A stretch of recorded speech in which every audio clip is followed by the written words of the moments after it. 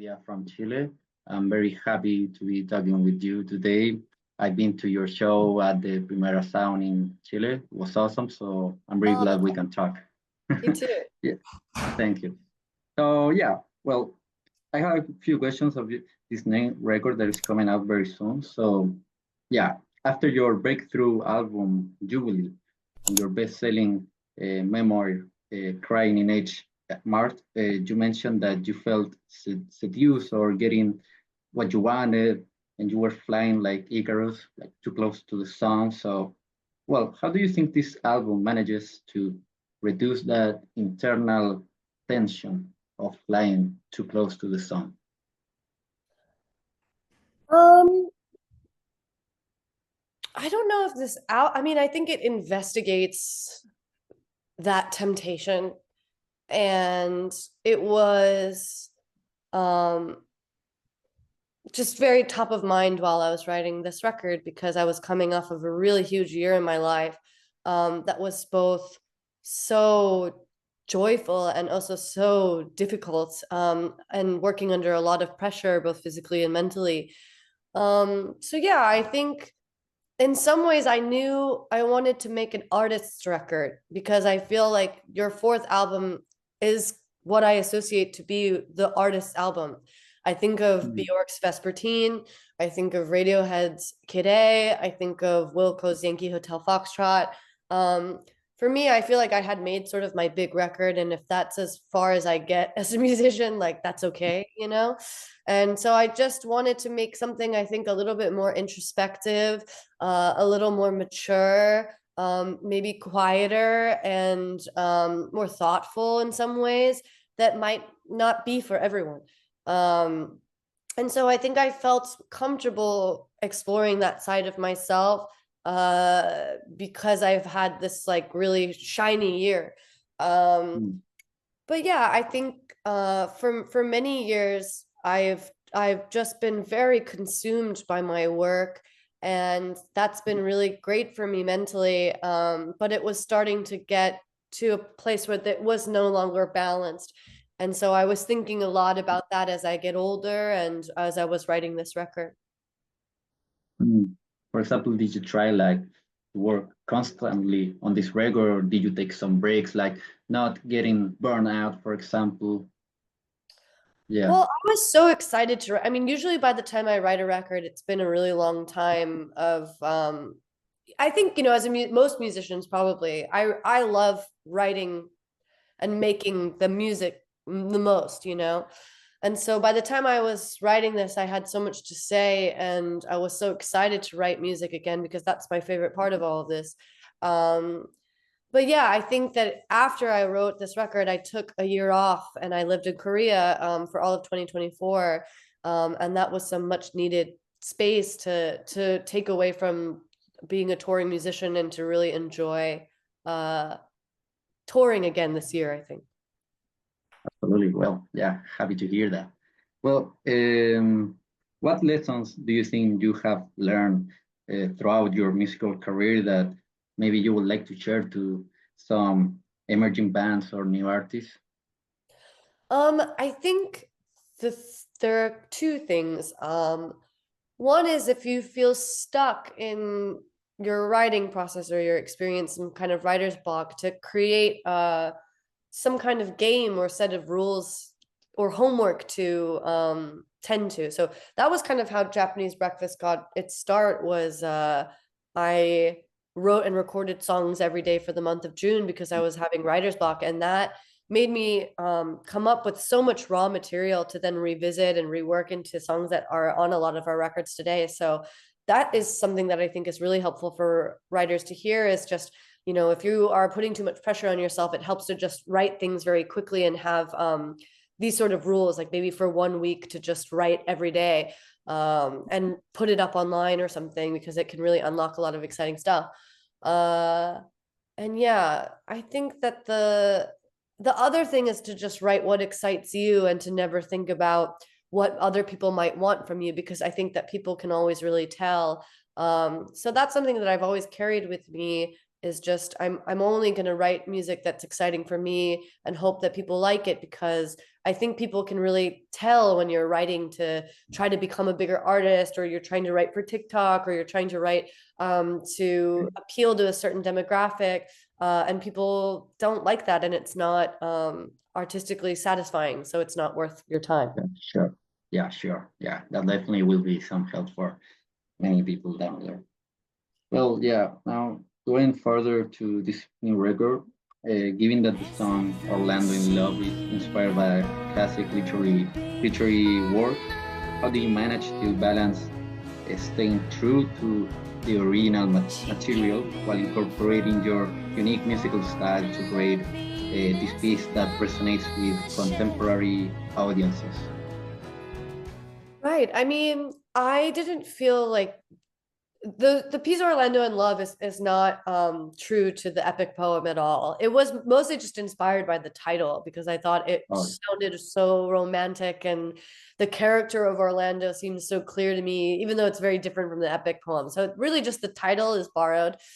And the song is about a romantic kind of poet type that lives by the sea and is seduced by a siren's call, and ultimately follows this call to his watery grave.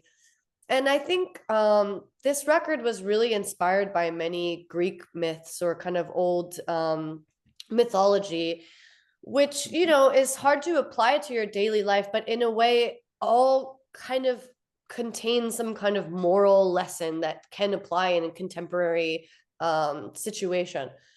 And so, yeah, I think that a song like Orlando in Love, while maybe we can't relate to ever hearing a siren's call, we can, as people, relate to desire and temptation, or like ambition, sort of causing you to make a mistake or suffer some kind of consequence by blindly following anything. So yeah, I think that a lot of times these kinds of moral tales or mythological tales are actually very apt for contemporary life. cool, cool. Well, and I can see that in the video you take so much inspiration of these Renaissance paintings. I was wondering, maybe if you could choose one Renaissance painting, which one would you choose, like, to live in, and why? I'm trying to think. Let me consult Yeah, my. sure. The library. It was also a great video, by the way. Oh, And thank you also, so I'm much. loving I the mean, song. it's not quite Renaissance. I mean, I guess the Birth of Hmm. Venus is obviously one that I was thinking of quite a lot. Um, but when was that? Botticelli's Birth of Venus, which I got to see. Uh, Hmm. but yeah, it was maybe like a little bit earlier. Yeah. And yeah, I was really inspired by Caravaggio's The Bacchus. Uh, and I was also really inspired by Ribera's paintings of the Four Furies. But yeah, they're not necessarily all of a specific era, but I was very inspired by various paintings of different times for this record. There's actually a Greuchner painting called The Connoisseur that maybe is a good example of that, which is I'll a, check it out. yeah, it's a painting of a monk Hmm. drinking wine, and he's kind of very Oh, silly looking, and inspired the character of Orlando quite a bit. oh, great. Yeah, I'll totally check it out. Thank you. Going on, yeah, you're about to release this new LP. You have written your biography, and you have a soundtrack for a video game. How do you analyze your journey over all these years and all your achievements? I think that I am, I don't know, how do I analyze this? I think I just am really interested in telling stories, you know, and exploring all of the different mediums that I've always really enjoyed consuming. Uh, so I've always really loved video games, and I've always loved music and literature, and I think luckily um, my work has kind of afforded me the opportunity to work in different fields. And that's been a real joy, you know, because I play music in Japanese breakfast. I was reached out to do this music for a video game, and I've always wanted to do that, and I've always loved video games. And because I make music at Japanese Breakfast, I was also able to experiment with directing music videos. So yeah, I think it's just coming from a DIY mindset where I've always wanted to do everything myself, and I really enjoy expressing myself creatively in different ways, and so taking advantage of these opportunities. Yeah. And well, is there anything you haven't accomplished yet, but you would like to do? I would love to direct something in which I can write a narrative for, you know. So in music videos, there's no dialogue. So it's one thing that I've always wanted to do. I would love to direct like a movie or an episode of television or a series, so I could marry my work as a visual director to my work as a writer. I think that that's a connection that I haven't been able to make yet that would be really exciting. But I have so many things going on. I don't think it'll happen for a while. Well, anything that comes, I'll be happy to consume. Oh, thank you. All right. Yeah. Well, I have a couple of more here. So I want to talk about the time you came to Chile. So yeah, you did 2 shows in our country. One, a solo show at the Blondie Club. It was totally sold out. And the second was the Primera Sound Festival. So why don't you tell me about both experience? I think that show at Blondie was maybe my favorite show that I've ever played. You know, we had heard that South American fans are sort of next level, and I was really excited to experience that, but I had never I felt like the whole room was moving just with the excitement for our our music, and it was, I think, what every musician dreams of in terms of an audience experience. Like, it was my favorite show I've ever played, and the most like enthusiastic, loving audience I've ever been confronted with. So it will always kind of live in my brain as maybe one of my favorite shows I've ever played. But yeah, I had the best time in Chile, and I can't wait to go back.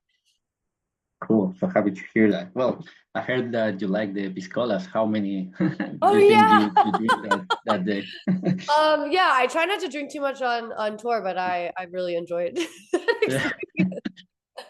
Well, next time you should totally come back to the piscolas. Yeah, I They're definitely really good. will. Cool. Well, yeah. I don't know if I ask you this one, but are there any plans to return to the country very soon?